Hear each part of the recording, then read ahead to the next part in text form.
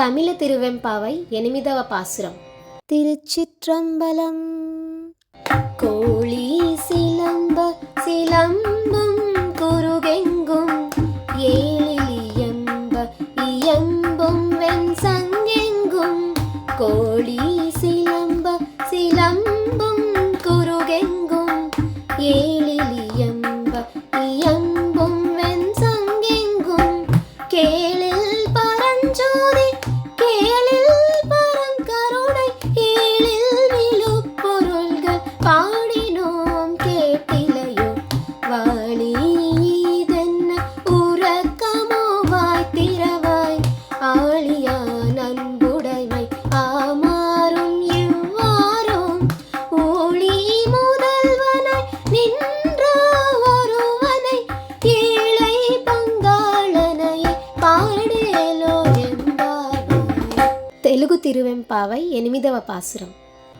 కోడి కూయంగ కూయంక గువ్వలు శివవాద్యాలు మ్రోగగా శంఖములు కోడి కూయంగ కూయంగ గువ్వలు శివవాద్యాలు మ్రోగగా శంఖములు శివయే పరంజ్యోతి శివయే కృపానిధి సాటి లేని స్వామి వారి సంగతులను వినవలని శివయనని మంజు భాషల కలిమి ఎందులకు విష్ణు భక్తితో నువ్వు తులతూచుకుంటావే ప్రళయాన జగమ్మునిగి నా సంబుడు వెలుగుతాడే తన అర్ధాంగి ఉమాదేవితో శోభిల్లుతాడే.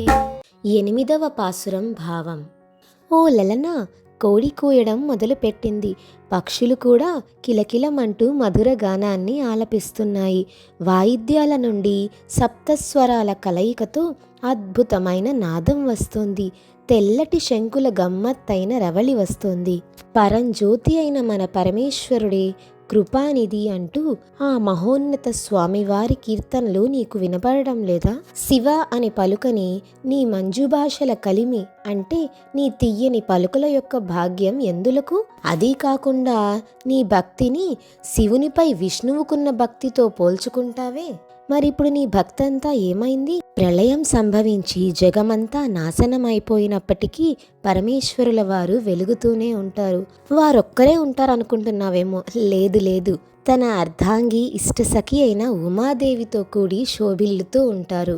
అందుకు పార్వతీదేవితో కూడి ఉన్న పరమేశ్వరుల వారిని మనం పార్వతీ మనోహర పాహి పాహి, శంకరా శశిధర పాహి పాహి, పార్వతీ మనోహర పాహి పాహి అంటూ కొలుచుకుందాం రావమ్మ అని అర్థం. ధన్యవాదములు.